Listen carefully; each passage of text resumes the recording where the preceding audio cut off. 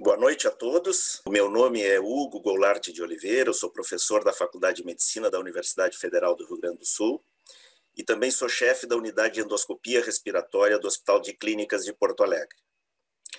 Nós queremos agradecer muito à diretoria da SBPT, em especial a nossa presidente, a doutora Irma de Godoy, e a doutora Jaqueline Ota, diretora de Assuntos Científicos.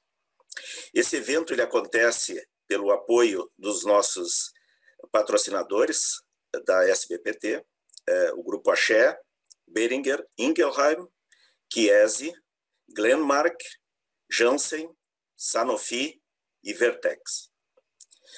Bom, nós preparamos essa atividade hoje, o tratamento endoscópico do enfisema, junto com 3 queridos colegas que estarão apresentando cada um determinado tema por 15 minutos, e na sequência nós teremos então oportunidade de conversar por mais 30 minutos sobre os questionamentos que julgarem necessários. O nosso primeiro colega a falar será o Dr. Paulo Guerreiro Cardoso, que é médico, assistente médico, pesquisador e professor colaborador da disciplina de cirurgia torácica do Instituto do Coração e também do Hospital das Clínicas da Faculdade de Medicina da Universidade de São Paulo. E ele estará falando sobre os métodos de redução endoscópica do volume pulmonar. Na sequência, teremos o Dr. Leonardo Palermo Bruno, que é médico pneumologista, trabalha no Hospital Universitário Pedro de Ernesto, Universidade Estadual do Rio de Janeiro. Ele estará falando sobre seleção de pacientes e segmento. E, por último, o colega Leonardo Brandi Rodrigues, que é mestre em cirurgia pela Universidade Federal de Minas Gerais, é cirurgião torácico do Hospital Madre Teresa de Belo Horizonte, Minas Gerais, e ele estará falando sobre resultados e complicações. Todos estão convidados a participar dessa atividade, nós estaremos abrindo as questões ao final das 3 apresentações. Temos uma opção de participação que é através do QIA, que fica logo abaixo. Todos são convidados a enviarem questionamentos para que a gente possa, então, discutir essas dúvidas, essas sugestões e essas contribuições ao final. Eu passo, então, a palavra ao Dr. Paulo Cardoso e agradeço muito já a oportunidade, então, de estar aqui dividindo essa tela com vocês. E falando hoje, não de Covid, falando de algo mais além de Covid. Obrigado, Paulo, a palavra é contigo. Obrigado, Hugo. Muito boa noite a todos, aos nossos colegas, amigos. É um prazer, um privilégio estar aqui com vocês. Eu queria agradecer o convite da sociedade, em particular do Hugo, meu amigo de muitos anos, para falar sobre esse assunto que é tão interessante, né, para todos. Eu vou falar sobre métodos de tratamento endoscópico. Eu vou compartilhar a minha tela aqui. Eu vou te pedir só, Hugo, para confirmar se está tudo certo, se a tela está visível. Está tudo perfeito. Então, perfeito. Então, eu vou. Qualquer dúvida pode me chamar pelo chat direto ou no WhatsApp. Bem, então, a ideia é falar sobre métodos de redução volumétrica endoscópica, né? E algumas coisas são interessantes nesse tipo de apresentação, porque, bom, esses são minha declaração de conflito de interesse, e existem vários métodos que foram desenvolvidos ao longo de muitos anos. Eu e o Hugo, particularmente, nos conhecemos através do desenvolvimento desses métodos.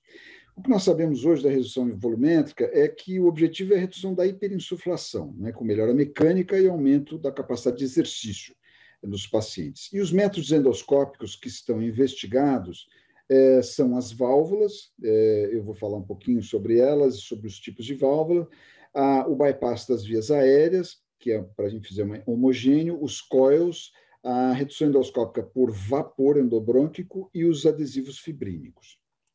Lembrando apenas que, no Brasil, o único método que nós temos validado são as válvulas, né? As válvulas do tipo EBV Zephyr, que existem aqui no Brasil, têm aprovação da Anvisa para utilização clínica. Começando, então, com as válvulas, o princípio é um mecanismo obstrutivo, né, com um fluxo unidirecional. Então, o objetivo é, com isso, se causar obstrução endobrônquica seletiva com atelectasia do lobo e redução de volume, através dessa atelectasia. Os dispositivos disponíveis são a EBV Zephyr, como eu falei, que é da Pulmonx, que é essa válvula que vocês veem aí, e aí embaixo a IBV, que é da Spiration, que é da Olympus hoje, que tem um princípio semelhante, embora com um design diferente.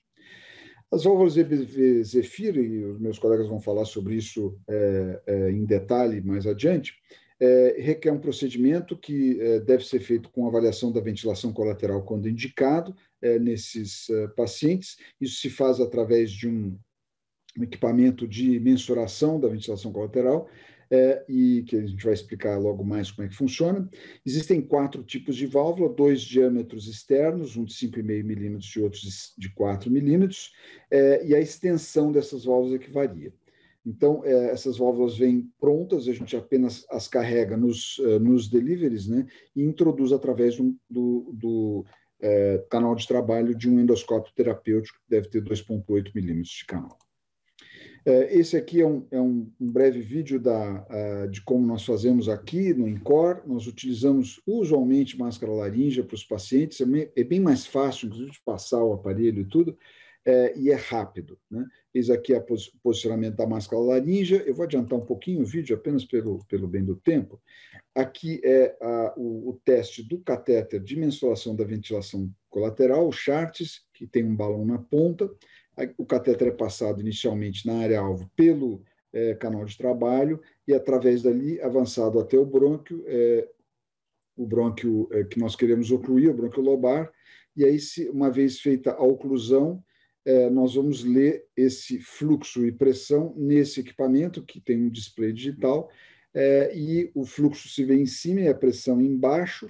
À medida que o fluxo em amarelo ali vai esmaecendo, vai diminuindo, significa que a ventilação colateral é negativa e a negativação da pressão ajusante nos confirma isso, e embaixo vocês têm a resistência. Uma vez feito isso, certificado de que isso pode ser feito no paciente, as válvulas são montadas, elas vêm já num kit pronto, a gente remove uma parte do kit, encaixa o catéter dentro e avança a válvula para dentro do catéter, através desse sistema que é bem simples, e ele vem numerado, é bem simples a utilização. Uma vez colocado dentro do catéter, vocês vão ver, ele tem a válvula fica espremidinha ali dentro e é passada através desse cateto por dentro do canal de trabalho até a área-alvo para a sua liberação. Uma vez colocado lá, a gente libera a válvula dessa forma, quer dizer, existe um mecanismo que coloca, ela encaixa, vocês veem a válvula bem colocada aqui, e ela já começa a funcionar. Vocês veem que ela é unidirecional, tem um bico de pato, com a inspiração ela fecha e com a expiração ela abre. E aqui as válvulas colocadas no brônquio. Bem, eu não vou me estender nos estudos, etc., porque o Leonardo vai falar sobre isso, mas lembrar que o último estudo, que é o Liberty, tem uma melhora em um ano de um delta de 18% volume expiratório forçado, capacidade de exercício, etc. Não vou entrar em grandes detalhes. E pode ser utilizado para outros fins também, como, por exemplo, para enfisema homogêneo, para oclusão seletiva em pacientes com fuga aérea prolongada e assim por diante. A gente vai deixar isso para discussão. A outra válvula, que é a IBV, é uma válvula que tem um mecanismo muito similar, um design só diferente. Ela se acopla dessa maneira, como se fosse um pequeno guarda-chuva. Elas são colocadas também dentro de um catéter e feitas por via endoscopia flexível. Nos estudos, as válvulas de IBV também têm já uma diferença grande. Vocês veem que os estudos em torno de 6 meses têm uma melhora de volume expiratório forçado bem menor do que as demais. O segundo método que eu queria falar é o bypass das vias aéreas. Esse eu tenho uma vinculação grande, porque eu trabalhei no desenvolvimento dessa tecnologia no início dos anos 2000, quando eu conheci o Dr. Peter Macklin, que é falecido recentemente, que é uma pessoa fabulosa, né? Um homem realmente extraordinário. E ele cunhou o princípio das fenestrações múltiplas pulmonares, né? Ele publicou isso em 1978, e, nesse caso, elas foram modificadas para fenestrações endobrônquicas. E o objetivo aí é a desinsuflação pulmonar bilateral, e se usam, para se manter essas aberturas abertas, uns estentes farmacológicos de nitinol recobertos de silicone com paclitaxel. Esse sistema chama-se Exale, e é desenhado para enfisema homogêneo, e é o único sistema que realmente foi desenhado exclusivamente para enfisema homogêneo. O Dr. Joe Cooper, que foi um dos pioneiros do transplante pulmonar, ele aqui teve a ideia de passar essas comunicações extraanatômicas por via endobrônquica, de forma que pudessem ser feitas através de broncoscopia flexível. A hiperinsuflação, então, através das múltiplas fenestrações, vai reduzindo através da expiração com vias de saída adicionais no fluxo respiratório.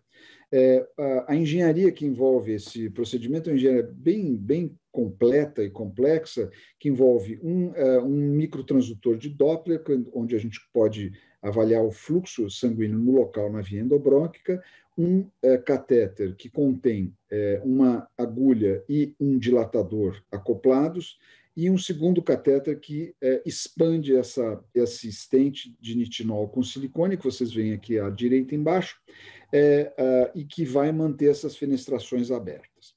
Então, o procedimento é feito sob anestesia geral, broncoscopia flexível, se usa um bloqueador endobrônquico no caso de haver algum sangramento, porque essas fenestrações são feitas através da parede brônquica, né?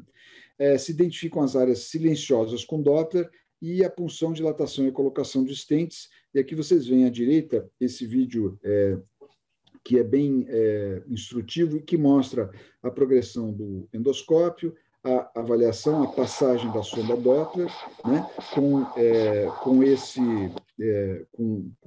o seu sinal característico, quando existe vaso, então se muda para o lado oposto, e na zona silenciosa se faz a fenestração. Então, ela é feita através daquele catéter que eu mostrei, que ao mesmo tempo que perfura, dilata, né, e a partir daí se remove e se passa um segundo catéter, que é o delivery, que contém o stent que vai manter essa área aberta, sempre se checando com Doppler antes. Então, é um procedimento tedioso, né, mas bem interessante, e aqui vocês veem embaixo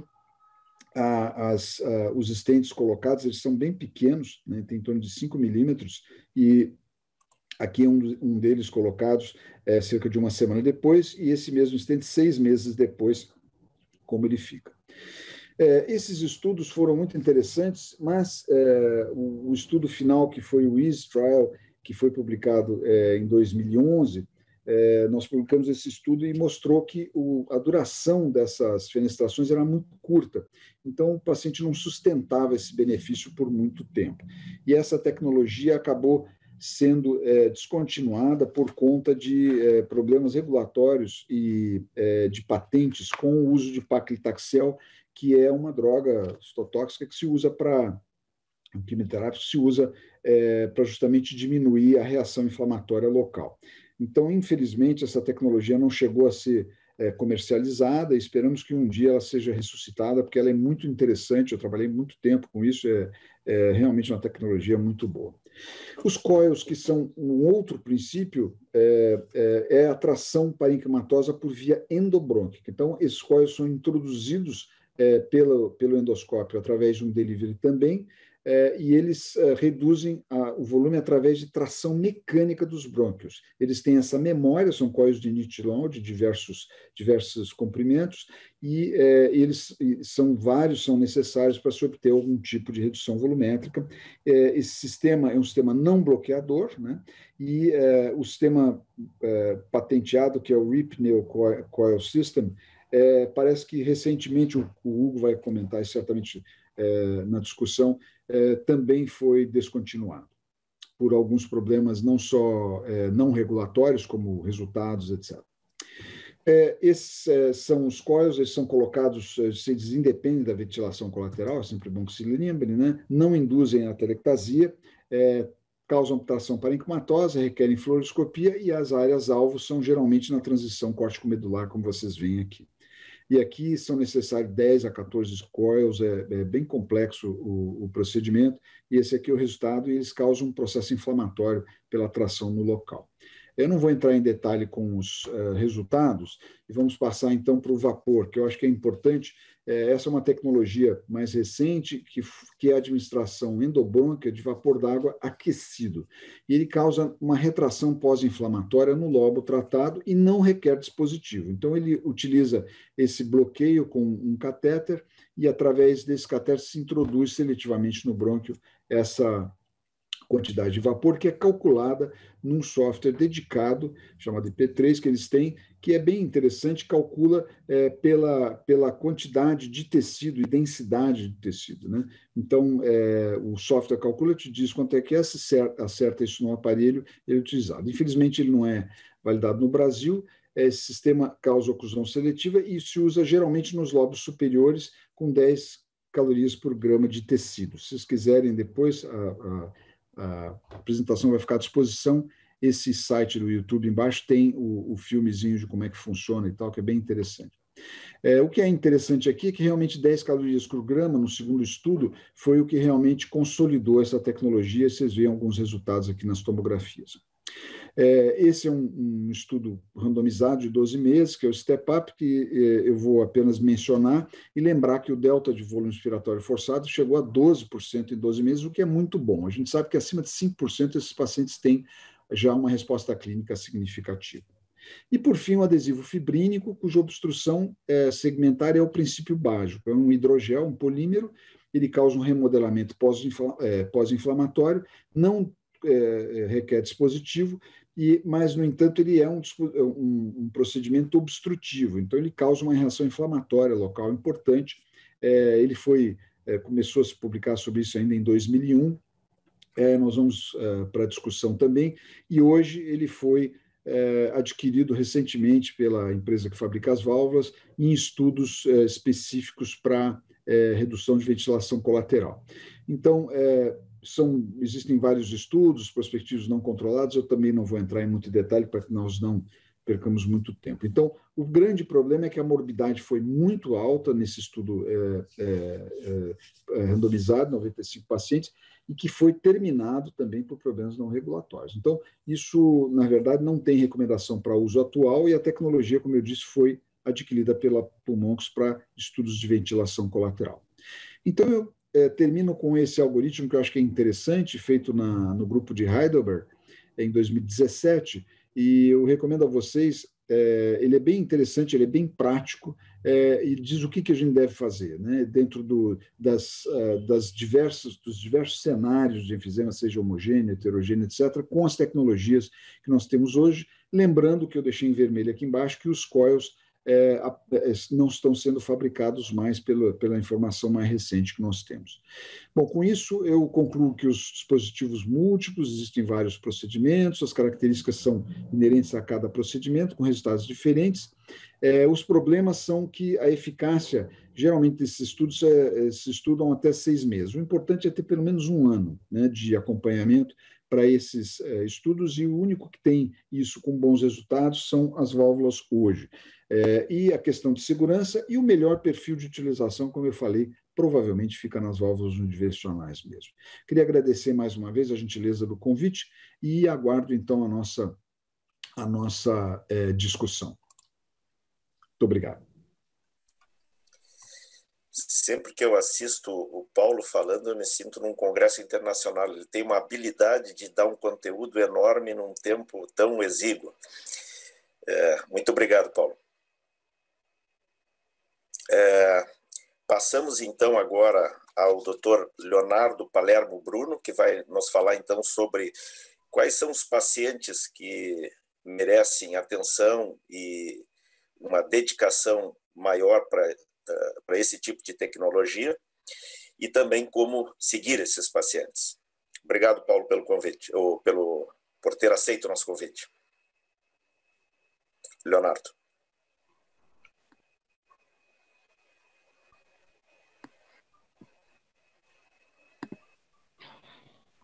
Boa noite a todos. Inicialmente agradeço ao amigo professor Hugo Oliveira pelo convite. Agradeço também a SBPT pela oportunidade na participação desse fórum tão interessante, né, em relação ao tratamento endoscópico do enfisema. como o Hugo falou, eu vou tentar discutir um pouquinho em relação à seleção dos pacientes, né? Quais são os pacientes que a gente deve encarar como elegíveis a esse tipo de procedimento? E de cara, a gente já pode falar que esse é um momento crucial para a gente obter os melhores resultados, né? A gente vou tentar passar para vocês a ideia de que a gente tem que fazer da melhor forma possível essa seleção, objetivando resultados satisfatórios no pós-procedimento, né? A gente vai ver que não são todos os pacientes que são elegíveis a esse tipo de tratamento, né?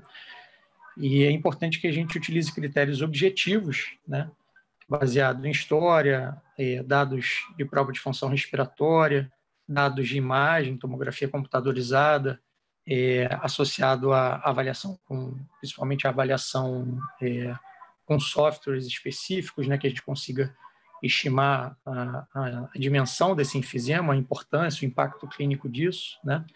E, eventualmente, a gente prossegue com a avaliação endoscópica, até como o Paulo mencionou anteriormente, como vamos falar também mais à frente, com o Chartis para avaliação de ventilação colateral, por exemplo, né? E a gente vai ver que esse é um processo esse processo de seleção, ele vai ganhando importância à medida que os ensaios clínicos foram se somando e mostrando que a diferença nos resultados dependia muito do perfil do paciente que era submetido ao tratamento, né? Então, se a gente começa nos primeiros estudos do tratamento endoscópico, né, principalmente com as válvulas endobrônquicas, né, que eu acho que é exatamente o método principal, né, dessa terapia endoscópica, né, como o Paulo também mencionou. Se a gente lembrar do VENT Study, o Believer, depois o Impact, o STELV, o Transform, o Liberate, todos os estudos que, em grande parte, na avaliação principalmente de alguns subgrupos, foi se percebendo que existia um benefício maior ou menor, né, dependendo de algumas condições clínicas e mesmo anatômicas dos pacientes, que foram determinando que determinado grupo de pacientes teria benefício e outros não. Isso eu vou tentar mostrar para vocês agora à frente. A gente vai falar principalmente desse documento, né, que é um painel de experts, com a última atualização agora de 2019, né, relacionado exatamente ao tratamento endoscópico do enfisema, né, com o objetivo de redução volumétrica. Em relação à apresentação clínica desses pacientes, né, a gente tem que ter em mente que são pacientes que não conseguem manter ter uma vida satisfatória, né, continuam muito sintomáticos, mesmo com o tratamento clínico otimizado, né? Então, são pacientes que fazem uso das medicações inalatórias, né, têm um segmento adequado pelos seus médicos clínicos, devem estar inscritos em programas de reabilitação cardiopulmonar, né? Já tem uma avaliação nutricional, a gente sabe que os extremos, os pacientes com sobrepeso, obesidade importante, e o contrário também, os muito emagrecidos, né, com algum tipo de caquexia, são grupos que também tendem a ter sintomas mais exuberantes, né, do DPOC, então, idealmente, que os pacientes devem ser eutróficos. A cessação do tabagismo também é uma medida de vital importância, né, no tratamento desses doentes, além das comorbidades que devem ser avaliadas, né, levadas em consideração se é um paciente que tem uma expectativa de vida curta, determinada por uma comorbidade grave, né, ou uma cardiopatia complexa, que limite também as suas atividades. Isso tudo deve ser levado em consideração na hora da gente selecionar aquele paciente que vai ser o ideal para o tratamento. Em relação à prova de função respiratória, né, idealmente esses pacientes devem ser submetidos a uma pletismografia, né, para que a gente tenha uma avaliação mais pormenorizada dos aspectos relacionados à mecânica e à fisiologia respiratória deles, né. Os pacientes que terão benefício, né, são os pacientes que têm um grau de obstrução mais severo, né, então uma VF1 abaixo de 50%, entre 20% e 50%. Caracteristicamente, são os hiperinsuflados, os que têm um volume residual muito elevado, pelo menos 175% do valor teórico, ou uma relação VR-CPT também aumentada de 0,58 pelo menos. E, caracteristicamente, esses pacientes têm um distúrbio obstrutivo puro, né? Eles vão ter uma CPT normal na avaliação pela pletismografia. Aqui é um exemplo até de um paciente da minha casuística, né, que a gente tem um distúrbio obstrutivo importante, né, um AVF1 pós-BD de 28%, então um paciente bastante grave, uma CVF reduzida, mas que na medida dos volumes estáticos a gente tinha CPT normal e um aumento de VR da relação VR-CPT. Esses pacientes a gente vai entender também que eles têm uma limitação grande às atividades cotidianas, então isso objetivamente a gente vai encontrar um teste de caminhada de 6 minutos com um paciente conseguindo percorrer uma distância pequena, entre 100 e 450 metros. Geralmente é o perfil do paciente que a gente vai tentar escolher para esse tipo de procedimento como mais um critério na avaliação objetiva deles.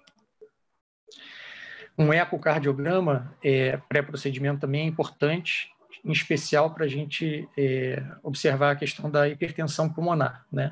A gente sabe que muitos desses pacientes são hipoxêmicos ou de rotina, ou mesmo ao exercício, então não raro a gente encontra uma pressão sistólica de artéria pulmonar estimada pelo eco superior a 50. Idealmente, essa pressão nos pacientes a serem submetidos ao tratamento endoscópico, né, deveria ser menor do que 50. Em alguns pacientes, a gente lança a mão do cateterismo direito para fazer a confirmação dessa hipertensão pulmonar, né, e a gente, definindo que esse paciente é elegível ao procedimento, né, a despeito dele ter algum tipo de hipertensão pulmonar, a gente deve dar preferência aos métodos reversíveis, né, como as válvulas, uma vez que esses pacientes têm um comportamento que pode tanto melhorar pós-procedimento, pós-válvulas, ele pode reduzir essa pressão de artéria pulmonar, mas em determinado grupo de pacientes a gente pode ter um resultado inverso, essa pressão escalonar, aumentar, e por ser um método reversível, a válvula a gente pode retirar e a gente volta à condição inicial desse paciente. Então, traz mais segurança se a gente fizer um método reversível nesse subgrupo de doentes com hipertensão pulmonar. E o exame dos mais importantes que a gente vai ter nessa avaliação dos pacientes é a tomografia de tórax, que sem contraste, nesse primeiro momento, a gente não precisa do meio de contraste para essa avaliação, com cortes finos, idealmente entre 0,6 e 1,25 milímetros, com fase em expiração, né? E o que a gente vai tentar depreender da avaliação dessa tomografia, né? Se existe algum diagnóstico alternativo, por exemplo, a avaliação e expiração, para a gente avaliar a presença de colapso dinâmico de via aérea, ou se esse paciente tem uma neoplasia associada ao hábito do tabagismo, por exemplo, se ele tem alguma outra condição sistêmica mesmo que a gente possa evidenciar na tomografia, bronquiectasias difusas, por exemplo, sendo um componente da sintomatologia dele, né? A outra avaliação que a gente faz com essa tomografia, com esses parâmetros de cortes finos, vai ser através de uma análise quantitativa de enfisema, né? A gente já tem isso bem estabelecido, né, que todo parênquima pulmonar com uma densidade, com seus pixels, com uma densidade inferior a menos 950 unidades Hounsfield, a gente considera como um parênquima enfisematoso, né? Então, a gente consegue quantificar se, em média, né, um pulmão direito, esquerdo, ou um lobo especificamente, ele é mais ou menos acometido por enfisema, né? Então, a gente considera um enfisema para ter uma sintomatologia que justifique um procedimento de tentativa de redução volumétrica, né, como as válvulas, ou mesmo coil, que esse paciente tenha pelo menos 15% a 20% de parênquima acometido em média, né, para ter um grau pelo menos moderado de acometimento do enfisema, né. São pacientes que a gente faz a avaliação, ele tem em torno de 5% a 10% de parênquima acometido por enfisema, muito provavelmente a causa dessa sintomatologia dele não é o DPOC, não é o enfisema. Então, a gente deveria procurar uma outra causa para essa sintomatologia, para essa dispneia dele, essa limitação às atividades. Em relação à predominância lobar, né? Inicialmente, as válvulas, a gente percebeu o benefício num paciente com enfisema heterogêneo, isso mais recentemente já não é uma verdade absoluta, a gente já percebeu também benefício no enfisema de distribuição homogênea, mas a gente sabe que o benefício maior desses procedimentos, especificamente a válvula, é um paciente com enfisema heterogêneo. Então, o que a gente considera um enfisema heterogêneo? Uma diferença dessa distribuição do parênquima com densidade menor que menos 950 de pelo menos 10 pontos percentuais. Por exemplo, o lobo superior esquerdo, acometido com um enfisema em torno de 30%, 35%, por exemplo, e o lobo inferior com 20%. Então, a gente tem um delta ali de 20%, 25%. A gente pode dizer que esse paciente tem um enfisema heterogêneo em pulmão esquerdo. E um dado mais importante ainda para a gente determinar a possibilidade e a perspectiva de sucesso no tratamento de redução volumétrica com válvulas é a integridade das fissuras interlobares, né? E é isso a gente avalia com a imagem, né, com a tomografia, com a possibilidade de avaliação quantitativa da integridade da cisura, em alguns casos com um chartis, como o Paulo também comentou, eu vou mostrar um pouquinho mais à frente. Essa aqui é a tomografia do paciente que eu mostrei a prova de função respiratória agora há pouco, vou adiantar um pouquinho aqui a imagem. A gente vê um enfisema importante, acometendo difusamente os dois pulmões, tá? E aqui a gente tem a avaliação quantitativa dessa distribuição de enfisema, né? Muitas vezes, visualmente, a gente não consegue estabelecer uma diferença entre um lobo e outro, né? Aqui, talvez, nesse corte sagital do pulmão esquerdo, a gente pudesse evidenciar que a distribuição de enfisema no lobo inferior esquerdo é maior, né?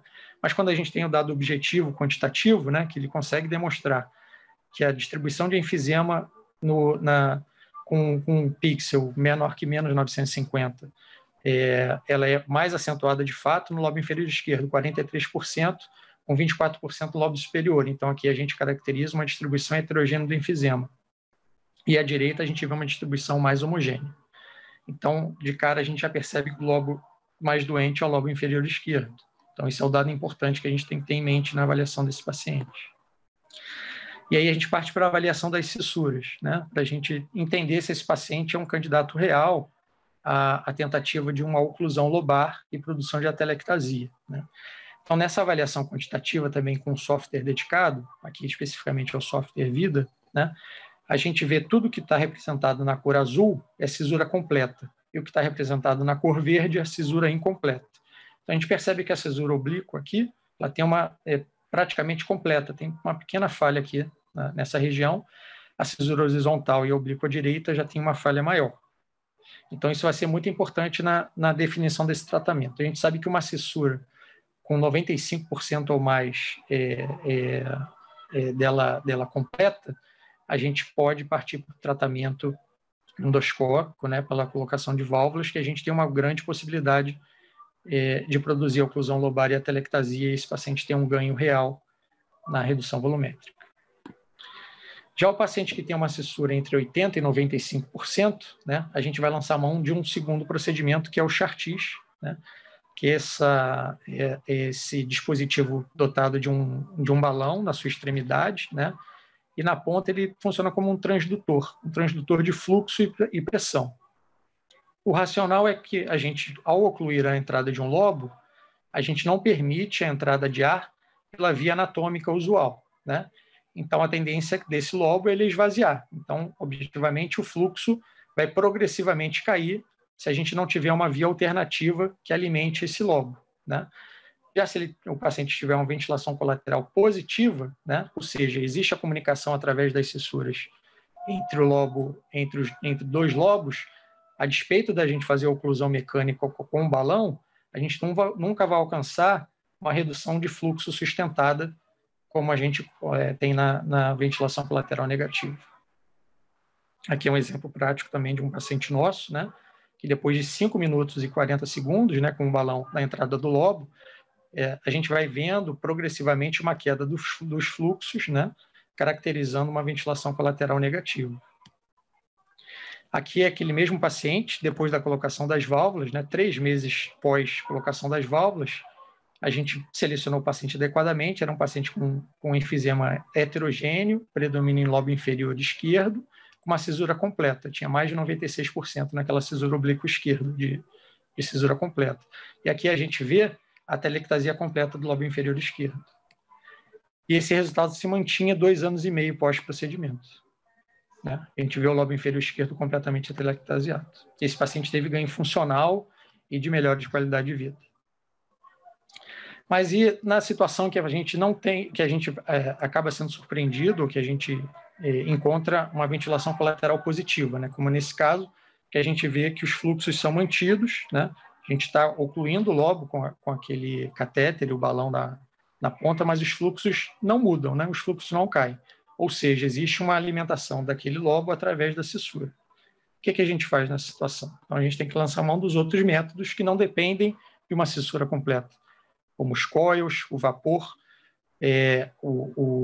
a espuma, como o Paulo também comentou, ou eventualmente métodos cirúrgicos, como a cirurgia de redução volumétrica. Existem algumas contraindicações relativas a esses métodos de redução volumétrica endoscópica, como o tabagismo ativo, o uso frequente de antibiótico e corticoide, né, por um paciente muito secretivo, então a gente vai ter uma dificuldade, por exemplo, de manter as válvulas pérvias para que elas tenham o efeito desejado, as bronquiectasias difusas pelo mesmo motivo, e as doenças sistêmicas graves, como as coronariopatias não compensadas e a IAM nos últimos 3-4 meses. Algumas situações de atenção, né, que a gente deve lembrar, não são contraindicações, mas que são pacientes que a gente deve ter mais cuidado na implantação das válvulas. São as situações da hipertensão pulmonar, como eu disse, manipulação cirúrgica prévia do hemitórax, onde a gente vai fazer o implante das válvulas, pelo risco mais elevado de pneumotórax pós-procedimento, e mesmo alergia ao níquel, né, que é um dos componentes das válvulas. Segmento desses pacientes a gente faz com análises objetivas e subjetivas, né? O próprio paciente, o preenchimento do questionário de qualidade de vida, em intervalos de 3, 6, 12 meses pós-tratamento, avaliação funcional com pletismografia 3, 6 e 12 meses pós-procedimento também, né? Teste de caminhada, um dado objetivo, o ganho funcional do doente, tomografia de tórax para a gente documentar o posicionamento, o funcionamento e, idealmente, a telectasia do lobo tratado, e o eco transtorácico, principalmente nas situações que o paciente tinha hipertensão pulmonar pré-procedimento. Os resultados esperados, né, que a gente, especificamente no caso das válvulas, né, obviamente, produzir a oclusão lobar e a telectasia. Se a gente estivesse falando dos coils, seria a retração do parênquima e o ganho pelo menos parcial, a retomada da elasticidade do tecido pulmonar enfisematoso, né, que se torna muito complacente e com uma elasticidade limitada, né? E funcionalmente a gente vai perceber uma redução de volume residual, né?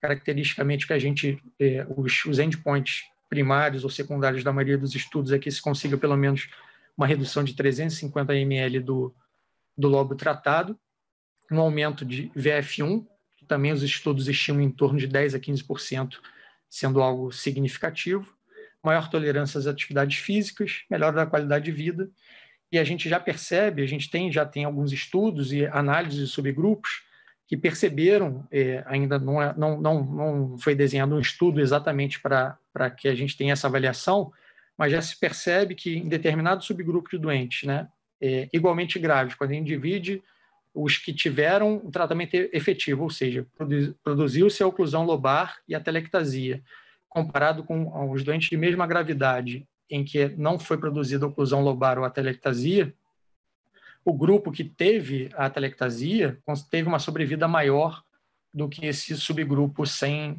a telectasia. Então, é um dado que ainda precisa ser melhor investigado, mas existe essa perspectiva em relação ao tratamento também. As mensagens, então, que existe alternativa terapêutica para um grupo grave de pacientes de EPO6, né, que muitas vezes chegam ao nosso consultório já desesperançosos, passaram por vários especialistas, vários colegas, trocam de remédio para tratamento clínico do enfisema, mas não percebem uma melhora significativa dos seus sintomas, nem dessa qualidade de vida. O processo adequado da seleção é tão importante quanto o procedimento do implante das válvulas em si, né? Existe a melhora da qualidade de vida, mas não a promessa de uma reversão total dos efeitos nefastos do tabagismo. Acho que isso é importante numa conversa franca que a gente tem com o paciente pré-procedimento. E ainda existe essa questão da definição se existiria benefício em sobrevida nos pacientes que tiveram a oclusão lobar e a atelectasia alcançada ao cabo do procedimento. Obrigado. Estou aberto à discussão depois da próxima aula. Obrigado, Léo. Uma apresentação clara e tenho certeza que a nossa audiência aqui ficou com a informação muito bem demonstrada da importância da seleção adequada dos nossos pacientes. Muito obrigado. Eu passo, então, de imediato ao outro Leonardo Brant Rodrigues, diretamente de BH. Léo, tudo contigo. Obrigado aí. Ok. Bom, começar agradecendo principalmente o convite da SBPT e em nome do Hugo, que além de um grande amigo que me convidou, é um mestre principalmente nesse assunto, começou tudo com ele. Obrigado pela parceria de sempre. E deixa eu começar aqui a compartilhar a tela. Deixa eu só tirar aqui. Ok. Bom, muito bem. Então, me coube falar a respeito dos resultados e complicações, principalmente do tratamento com as válvulas endobrônquicas, que, como o Paulo falou, é o que a gente tem aprovado aqui no Brasil, e usando os critérios que o Leonardo colocou agora na última apresentação, meus potenciais conflitos de interesse. E, bom, então eu queria começar falando que, como o Léo terminou a dele, eu começo falando a minha, que o critério de seleção aqui é o principal para a gente obter um bom resultado nesses pacientes, lembrando sempre que são pacientes com enfisema, já são pacientes muito graves e que mesmo depois do procedimento continuarão sendo pacientes graves, certo? Mas com alguma melhora de qualidade de vida, que esse é o nosso grande objetivo. Para isso, a gente tem todo um armamento, precisa de uma equipe multidisciplinar, né? Aí entra o pessoal da nutrição, o fisioterapeuta, os pneumologistas, no caso, nós cirurgiões torácicos, e todo um armamento, né? Não dá para fazer esse procedimento sem a gente estar muito bem preparado, tanto do ponto de vista da indicação, mostrando aqui o software que a gente usa, no caso que eu uso o VIDA, por exemplo, para ver a questão das cisuras e do tipo de enfisema, né? Todos os materiais necessários. Então, é assim que a gente começa a obter um bom resultado. E quais seriam esses bons resultados? Então, eu começo aqui com uma série histórica de resultado que vai nos ajudar a saber como que o Leonardo conseguiu chegar nos critérios de seleção que ele colocou até agora. Então, um primeiro estudo que eu ressalto aqui foi esse publicado no New England, que foi um estudo prospectivo, multicêntrico e randomizado 2:1, que era o estudo VENT, e foi publicado em 2010.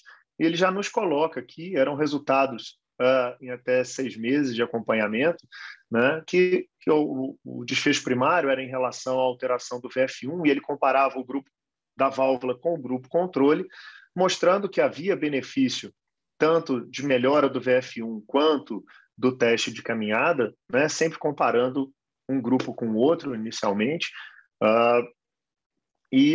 só que ele já começou a definir alguns critérios, alguns subgrupos que tinham melhores resultados. E quando a gente colocava aqueles pacientes com maior heterogeneidade do enfisema, conforme foi explicado anteriormente, quanto mais heterogêneo, melhores eram os resultados, tá? Tanto para a questão de melhora do VF1, quanto do teste da caminhada, comparado ao grupo controle.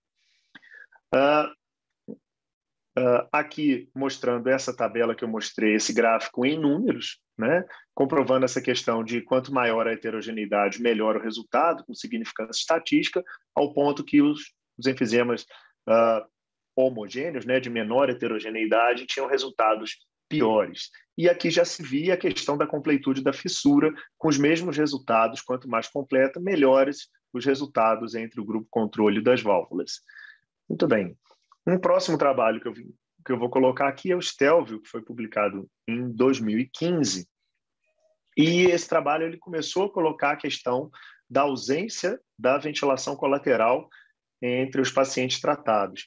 E algo que eu gosto de ressaltar nesse estudo é que ele já incluiu aqui nesses pacientes enfisematosos alguns pacientes não só tabagistas, mas com deficiência de alfa-1 antitripsina e até alguns já com procedimentos prévios para o tratamento desse enfisema, né? Então, começando a aumentar o grupo passível de tratamento.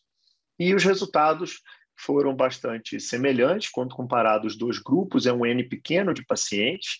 Vocês vão ver que esses trabalhos, nenhum deles tinha um número tão grande assim de pacientes, mas mostrando que havia uma diferença em VF1 no teste da caminhada, portanto, funcional e mensurável, né, em todos os grupos, desde que preenchessem os critérios de seleção, baseado aqui principalmente na questão da cisura completa. Para essa questão da cisura completa, esse trabalho foi publicado na Respiration, e a gente tem o Hugo como um dos principais autores desse trabalho. Ele representa muito bem aqui visualmente o quanto a integridade da fissura faz sentido, porque do ponto de vista fisiológico é muito fácil da gente entender. Se eu bloqueio um lobo e ele tem comunicação com o lobo que está adjacente, esse bloqueio não vai funcionar e eu vou continuar aerando meu pulmão. Ao passo que se a minha cisura é completa, eu bloqueio um lobo, ele não vai comunicar com o adjacente, eu vou ter a minha atelectasia desejada. Então, nesse grupo aqui de 38 pacientes, com 39 pulmões tratados, esse gráfico aqui mostrou algo muito interessante, que se a gente considera aqui que se eu tenho uma redução de volume a partir de 350 ml, eu tenho um bom resultado, que seria essa primeira linha, um ponto de corte aqui com uma completude de cisura acima de 75%, quanto mais próximo à completude total, melhores são os meus resultados. E é baseado nisso que a gente chegou nos números que o Léo colocou na apresentação anterior. Quando que a gente deve usar o Chartis? Quando que a gente pode partir direto para o procedimento? Bom, o próximo estudo de impacto exatamente é o IMPACT, né, que foi publicado no mesmo ano que esse estudo do Hugo, em 2016, e ele já começou a tratar pacientes homogêneos, de uma vez que foi visto que essa questão da completude da cisura era a principal avaliação a ser feita em questão de resultados para esse paciente ter bons resultados com as válvulas. E ele começa a colocar aqui um critério de resultado que é muito interessante, que a gente busca, que seria a questão do menor resultado clínico, né, para se perceber no paciente. Então, ele colocou que, por exemplo, uma variação de 12% no VF1 pré e pós-válvula seria algo clinicamente significativo, assim como a redução do volume em 430 ml. Foram botando pontos, não só comparando grupo com válvula e grupo controle, mas comparando aqueles resultados que teriam benefícios clínicos evidentes no paciente, né? E é isso que a gente usa até então. E mostrando que para todos os critérios de benefício clínico, os pacientes com cisura completa apresentavam benefícios com significância estatística, principalmente quando comparado ao grupo controle. E até que a gente chega no Transform, em 2017, que já foi um estudo clínico randomizado, controlado, multicêntrico, que pegou o que seria o melhor paciente para ser tratado. É aquele que junta os melhores grupos, o enfisema heterogêneo e a cisura completa. E o que esse trabalho nos mostra como resultado é que, se eu considerar que eu tenho um benefício clínico evidente no paciente, se eu tiver uma variação do VF1 maior ou igual a 12%, eu vejo que a comparação entre o paciente tratado com válvula e o paciente do grupo controle é muito significativa. Porém, vejam que o tempo de segmento aqui foi curto, foi um tempo de segmento de 3 meses, embora tinham pacientes com segmentos de 3 meses a 2 anos, a maior parte desses pacientes estavam nesse grupo de segmento mais inicial. Foi considerado que seria um enfisema heterogêneo se tivesse uma diferença percentual de mais de 10 pontos. Isso é variável entre os estudos, de 10 a 15 pontos. O que a gente considera até então são 10 pontos, mas ele mostra aqui um resultado aqui que eu acho muito interessante para a nossa prática clínica, que é, dentre os desfechos que mostram significância clínica do paciente, é aquele que, ao aparecer no meu exame, vai não vai ser só um número, vai ser um benefício clínico, aquele paciente vai ter uma melhora clínica considerável, né? Que são aqui o VF1 maior ou igual a 12%, ou um volume residual diminuindo mais que 430 ml, por exemplo, né? Um teste da caminhada melhorando mais de 26 metros.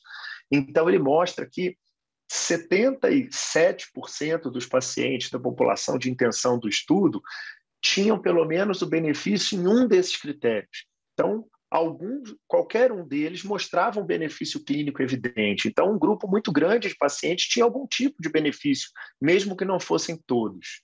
Tá? E o que nos levou ao Liberate, que é o trabalho mais robusto que a gente tem, que o Hugo e o Paulo participaram desse estudo multicêntrico, que foi, inclusive, o estudo que levou à aprovação pelo FDA americano, né? Mais recente, foi o último a aprovar. E ele pegou, então, foi um multicêntrico controlado, randomizado, 2:1, com pacientes com enfisema heterogêneo, sem ventilação colateral e que tinham pelo menos 12 meses de acompanhamento, né? Que, como o Paulo falou lá no início, é o que a gente espera de ter tempo de pelo menos 12 meses para ver como é que são os reais benefícios, né? E ele mostrou aqui que o endpoint primário foi baseado no VF1 e que esse VF1 variasse mais do que 15 pontos percentuais quando comparado pré e pós-tratamento. E vejam que 47,7% dos pacientes que utilizaram a válvula endobrônquica alcançaram esse benefício clínico, lembrando que isso é um benefício que se traduz em melhora clínica evidente do paciente. E os benefícios secundários, como o teste da caminhada, redução dos volumes e o score, também apresentaram melhora com significância clínica e estatística, lembrando que esse trabalho, então, tinha pelo menos 12 meses de segmento. Quando a gente coloca nas colunas, fica fácil de observar, e reparem aqui quais são os endpoints que nós buscamos avaliar nos nossos pacientes para ter uma prova mais concreta do benefício clínico, e que todos eles tiveram benefício em relação à válvula, quanto o grupo controle. Vejam que não é a totalidade dos pacientes, mas que pelo menos 55% em média alcançou esse benefício, que é o que a gente viu no trabalho lá, né? 47,7%. E aí, baseado nisso, o nosso grupo lá do Madre Teresa, né, com a turma toda da pneumologia, cirurgia, radiologia, a gente começou a perceber, isso foi em 2018, a gente tinha tratado até então 10 pacientes, e nós começamos a perceber que, colocando nessa tabela, o critério principal, que seria a avaliação dos 15% do VF1, alguns pacientes não tinham alcançado esse benefício, mas alcançavam um benefício clínico significativo, ao ponto de mudar, por exemplo, aqui, na escala de dispneia, de 3 pontos para um MMRC de 3 no pré para 1 no pós-válvula, né? Então, uma variação de menos 2. Isso é extremamente significativo num paciente com enfisema severo. Então, alguns pacientes não preenchiam os critérios de VF1, mas tinham benefício clínico.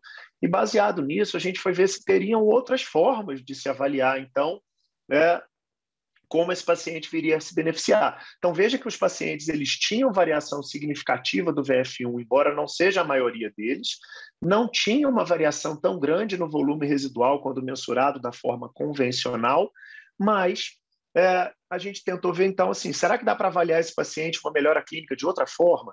Então, baseado nesse estudo aqui, que avaliava os pacientes com deficiência de alfa-1 antitripsina, a resposta ao tratamento desses pacientes com deficiência de alfa-1 baseado na tomografia, e usava para isso a densidade, que o Léo falou que os pacientes que tinham os pixels com menos de 950 unidades Hounsfield eram considerados áreas de enfisema, e isso dava uma densidade pulmonar.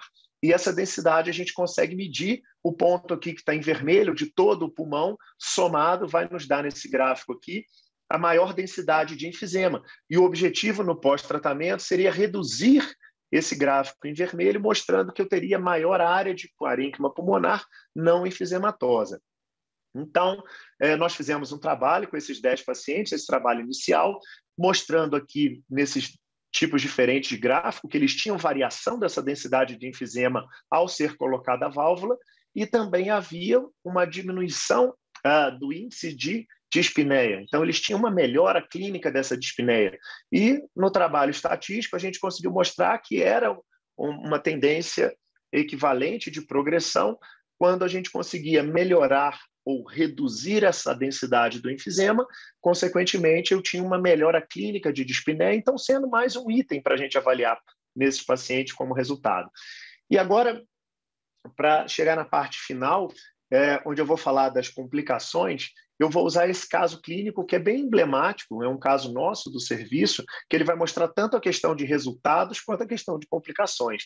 Era uma paciente de 60 anos, com grau de dispneia 4, com oxigênio 18 horas por dia, pelo menos, vê-se que ela tinha um VF1 de 50 ml somente, né, um volume residual de 257%, vê-se aqui no VIDA que o lobo inferior esquerdo dela ocupava quase todo o pulmão esquerdo, o lobo superior estava comprimido numa área aqui muito restrita. Além disso, essa paciente tinha algo que vocês vão ver depois, a complicação, que ela tinha um colapso dinâmico traqueobrônquico bastante significativo, dá para a gente ver aqui na imagem, e aqui no corte axial o que sobrou do lobo superior esquerdo dessa paciente. Então, identificando que o que seria tratado era o lobo inferior esquerdo, que ela tinha uma cisura completa, nós fizemos a programação terapêutica e por conta dessa questão da complacência dinâmica da via aérea, nós tivemos que tratar os brônquios sublobares, os brônquios mais distais. Normalmente nós usamos, em média, 3,5 válvulas, né? Porque lobo superior usa umas 3, lobos inferiores normalmente 4. Essa paciente eu tive que usar 6 válvulas. Foi a única paciente que eu tive que usar um volume tão grande de válvulas assim. E vejam aqui na tomografia, que dá para a gente ver em expiração como é que era esse colapso traqueobrônquico, né? E essa paciente, então, foi feito o tratamento, né? Ali o vídeo da gente colocando as válvulas e tal, e vejam a melhora 6 meses após o procedimento. Essa era a tomografia.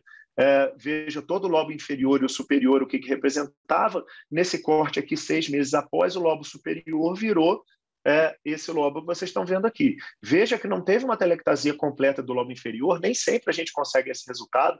Usualmente, em 40% dos casos, há uma telectasia completa, mas não haver a completa não significa que não terá resultado.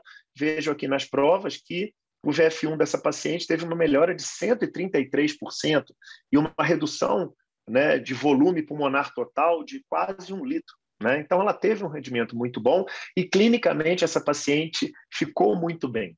Agora, há de se lembrar por que a gente tem complicações.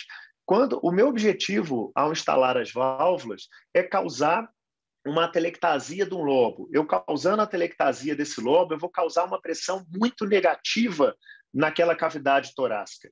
E essa pressão muito negativa, ela terá consequências. Uma dessas consequências é o pneumotórax. Então, essa paciente, 24 horas, menos de 24 horas após, ela ocorreu o pneumotórax. Veja aqui o lobo superior todo fechado aqui e o pneumotórax. Então, é um paciente grave com um pneumotórax, que a gente tem que estar prontamente preparado para fazer o tratamento, que é a drenagem torácica. Algumas vezes, a imagem do pneumotórax não é um pneumotórax real, é somente a pressão negativa naquela cavidade torácica. E uma outra coisa que pode acontecer como consequência desse aumento de pressão negativa é um edema agudo de reexpansão. Eu tenho uma pressão muito negativa que a gente puxa o líquido para o interior dos alvéolos. E isso pode acontecer nos primeiros dias de colocação da válvula. Então, aqui essa tabela do Liberate, mostrando a questão das complicações, quais são as principais, e vê-se que realmente o pneumotórax é a que mais acontece. Aqui estão destacadas aquelas que aconteceram em pelo menos 3% dos casos, né? Então, veja que o pneumotórax é a principal. Logicamente, no grupo controle, como não é feito nenhuma intervenção, ele não ocorreu, ok? E uma outra pergunta é a respeito das exacerbações. De uma vez que está sendo colocado um corpo estranho, não aumenta o número de exacerbações, por exemplo, principalmente infecciosas ou pneumonia, né? E percebe-se que, uma vez feita a seleção adequada desse paciente, que é um paciente que deve ser pouco secretivo, né?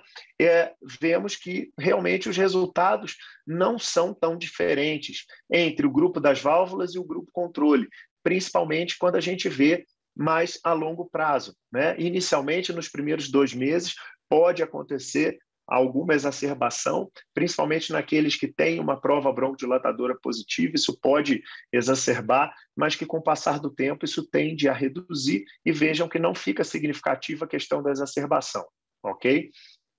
Bom, então, aqui um gráfico mostrando a questão do pneumotórax, que é uma das principais complicações.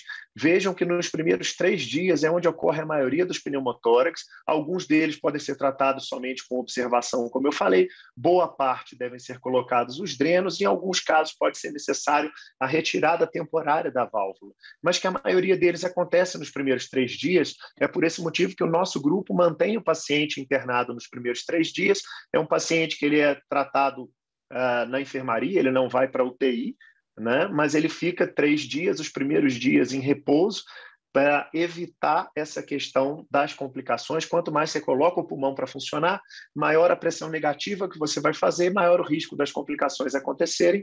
E o pneumotórax, então, é tratado com um catéter. A gente usa esse catéter de drenagem de pneumotórax, ele fica no quarto do paciente, para ser uma coisa bem simples e rápida. Então, essa paciente foi tratada dessa maneira. Vejam o catéter aqui.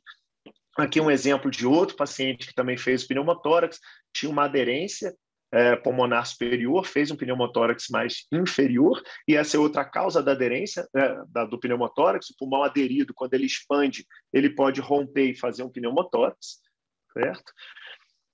E essa paciente, então, ficou muito bem. Você vê que ela colocou a válvula lá em julho de 2017, comparando aqui em fevereiro de 2018, ela ainda estava muito bem, até que em novembro de 2019, essa paciente ela começou a ter maiores sintomas de dispneia, que ela já não estava tendo mais. Então, ela notou uma diferença clínica, e vejam que na tomografia o lobo inferior voltou a expandir. Isso em novembro de 2019. Quando a gente fez a tomografia, vejam só o que aconteceu. As válvulas estavam todas no lobo inferior esquerdo, mas uma das válvulas migrou para o brônquio do lobo superior direito. Então, estava obstruindo esse brônquio do lobo superior, causando uma hipoventilação do pulmão que ela tinha bom ainda, né? Então, uma das causas que isso pode ter acontecido era a questão da dilatação da via aérea, daquele colapso dinâmico, né? Então, fica difícil da gente fazer a mensuração de qual válvula nós vamos utilizar para aquela paciente, mas aqui tem uma segunda causa. Muitas vezes, quando a gente vai colocar a válvula, é uma questão técnica, existe uma carina secundária ali, no caso terciária, que pode estar muito próxima da origem do brônquio, e a gente normalmente usa um artifício de empurrar essa carina com a válvula semi-aberta para tentar colocar a válvula no local. Mas vejam aqui que o bojo da válvula ficou um pouco fora da origem do brônquio. Isso pode ser um dos motivos para essa válvula se deslocar. Então, vejam que em novembro de 2019 estava dessa maneira, em janeiro ela manteve semelhante, e só em novembro de 2020 é que ela foi ter uma piora clínica. Eu retirei essa válvula, não a coloquei imediatamente, até porque não poderia ser a mesma válvula, teria que ser uma nova. Simplesmente retirei a válvula, essa paciente melhorou clinicamente, mas um ano depois ela voltou a ter uma piora, e veja a hiperinsuflação do lobo inferior esquerdo, tá? Que estava ruim, sim, mas não tão ruim quanto era no início ainda do caso, ok? Bom, o que eu fiz nessa paciente foi recolocar essa válvula. Veja que eu coloquei dia 27 do mês passado nessa paciente, e aqui eu trouxe para mostrar como é que estava. Vocês vejam que a válvula ela ficou mal posicionada, e uma outra complicação, que é o granuloma.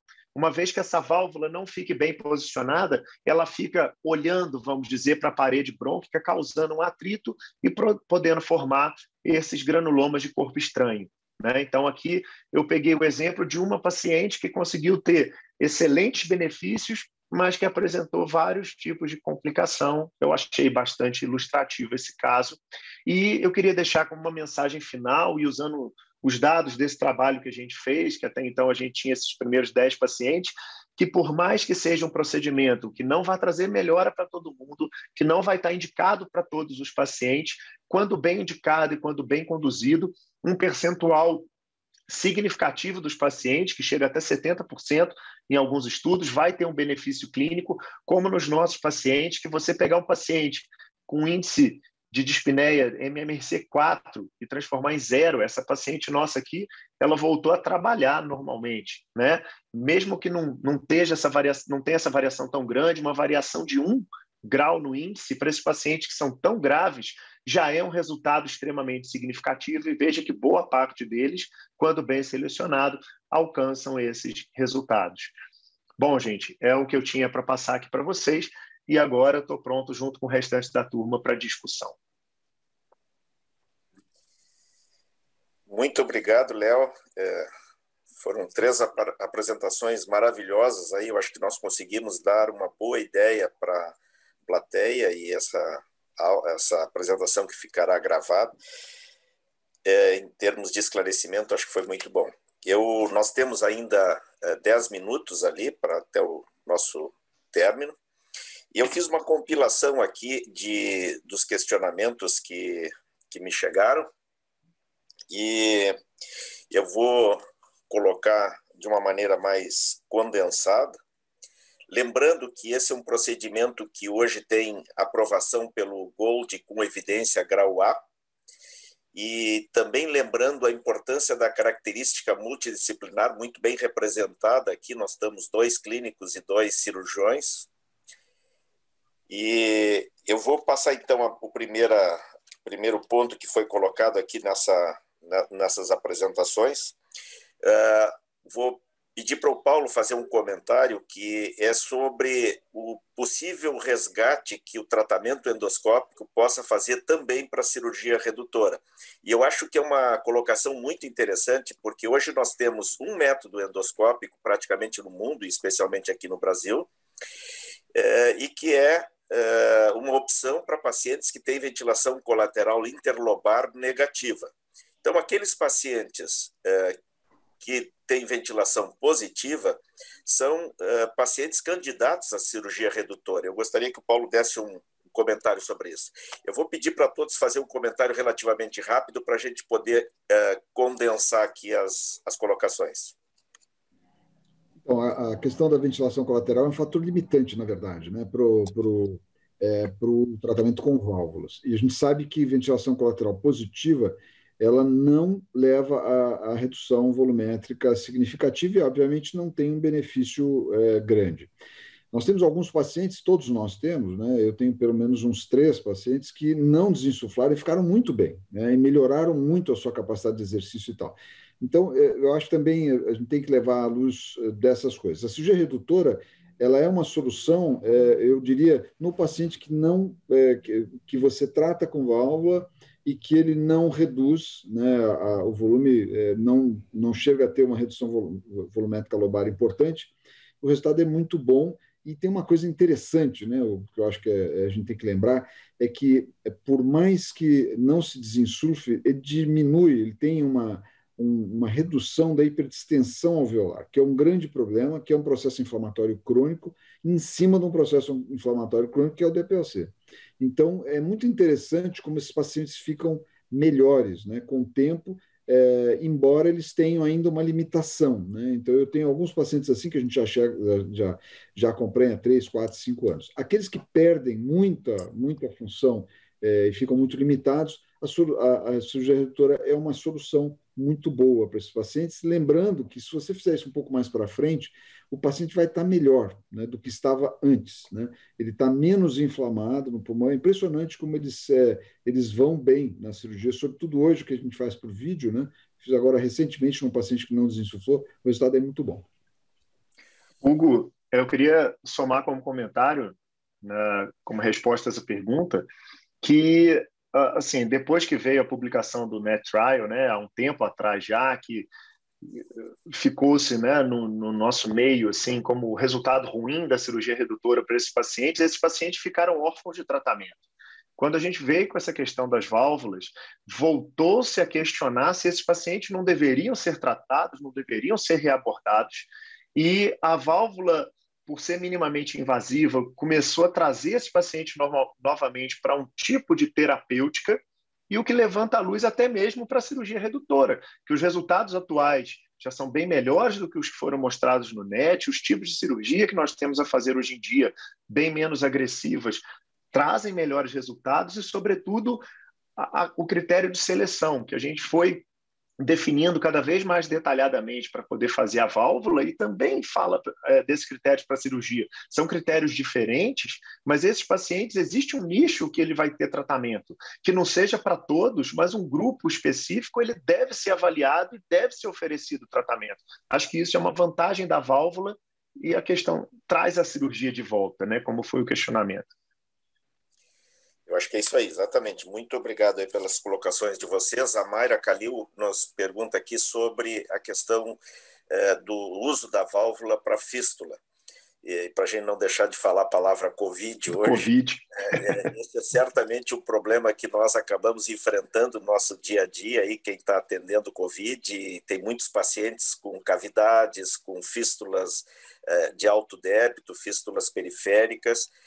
Então, eu vou pedir para o Léo Palermo dar uma palavrinha sobre aplicação das válvulas em fístulas e especificamente agora nos pacientes COVID. Sim, sim. Sem dúvida alguma é uma boa alternativa, né? Nesse contexto de pacientes graves, né? De difícil ventilação, muitos deles, como você mesmo mencionou, com a questão das lesões escavadas, distribuídas pelo parênquima, que eventualmente evoluem também com barotrauma, secundário a parâmetros não protetores de ventilação mecânica, no contexto de uma doença muito difícil de tratar, muito difícil de ventilar, né? E aí surge essa questão das fístulas, que um tratamento cirúrgico nesse contexto, uma doença, um pulmão inflamado, infecção secundária bacteriana ou fúngica, né, seria uma coisa que talvez não tivesse um resultado satisfatório. E aí a questão das válvulas, né, uma vez a gente conseguindo estabelecer onde é exatamente a fístula, né, através de testes que a gente faz beira-leito, né, fazendo a oclusão lobar sequencial, né, por exemplo, fechando uma suspeita de uma fístula no pulmão direito, uma fístula em pulmão direito, a gente fechando sequencialmente, lobo por lobo, vendo se aquela fístula diminui débito ou mesmo cessa o débito, né? A gente percebe que é dali a origem do escape de ar, né, da árvore brônquica localizada naquele lobo para o espaço pleural, e a gente pode ocluir aquele lobo com as válvulas, né? E, como a gente tinha dito para o tratamento endoscópico do enfisema, a gente pode aplicar também aqui para as válvulas. E é um procedimento que pode ser reversível, né? Uma vez que esse paciente melhore, a gente, depois de alguns dias, idealmente algumas semanas, após a instalação das válvulas, esse paciente consegue melhorar a condição clínica dele, devagarzinho consegue sair da pressão positiva da ventilação mecânica, a gente pode reverter o procedimento, tira as válvulas, esse paciente ainda tem a possibilidade do ganho daquele parênquima que estava ocluído pelas válvulas. Então, sim, acho que todos nós tivemos alguns casos, né, particularmente de tratamento dessas fístulas nesse contexto do Covid, sim. Acho que é uma boa opção nesse momento. Mayra, respondendo diretamente, a gente usa um catéter de Fogart para testar, para ver se é factível o procedimento. Me pareceu muito interessante uma publicação que eu vi recentemente. Já tem algumas publicações do uso da válvula Zephyr no contexto de fístulas por Covid, e tem uma publicação da China, onde eles utilizaram o fechamento completo de todo o lobo inferior e do lobo médio. O paciente recuperou, retiraram as válvulas e houve uma ótima evolução. Então, certamente é uma opção, e às vezes a gente pode, com simplesmente uma válvula, ou eventualmente uma exclusão lobar, diferentemente do enfisema, pode ser que até uma válvula seja o suficiente para um tratamento de uma fístula. Uma outra colocação aqui que eu acho que é importante, e eu vou colocar, já que o Léo tocou nesse assunto, o Léo Rodrigues, eu acho que é muito importante o caráter de discussão multidisciplinar quando nós encaminhamos um paciente para tratamento. É importante que haja uma discussão de toda uma equipe multidisciplinar. Gostaria que tu desse um comentário, Léo Rodrigues.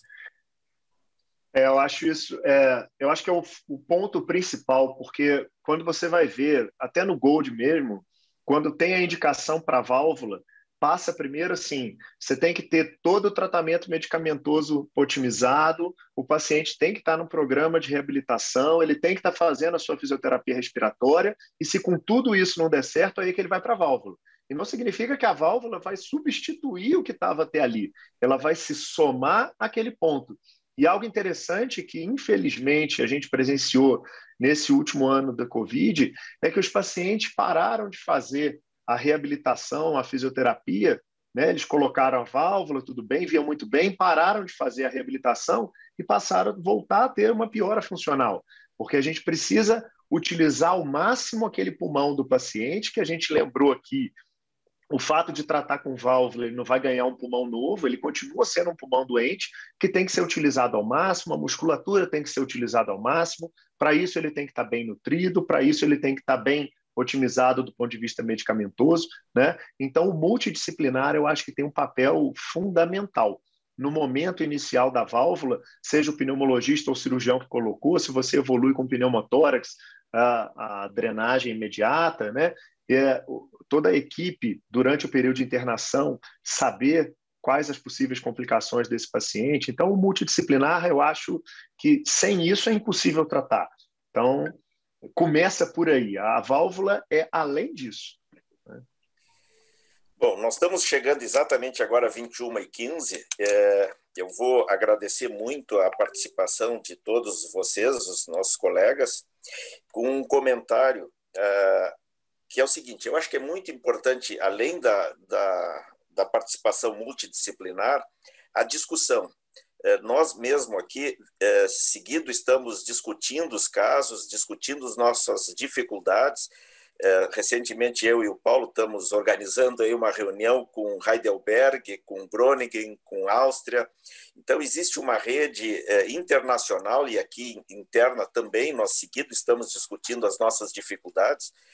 E eu uso esse comentário para dizer a todas as pessoas que estão nos escutando que nós estamos à disposição para discutir e comentar sobre qualquer caso que venham a ter, porque eu acho que é assim que a gente constrói o melhor atendimento para os nossos pacientes. E eu vou finalizar, além de agradecer à sociedade e a todos vocês, aos apoiadores dessa atividade, que é o Grupo Axé, a Boehringer, a Chiesi, Glenmark, Janssen, Sanofi e Vertex. Muito obrigado, e eu acredito que tenhamos realmente feito uma ótima atividade. Muito obrigado a todos. Obrigado. Boa noite. Tchau. Abraço. Um abraço. Tchau, obrigado. Um prazer estar aqui com todos vocês.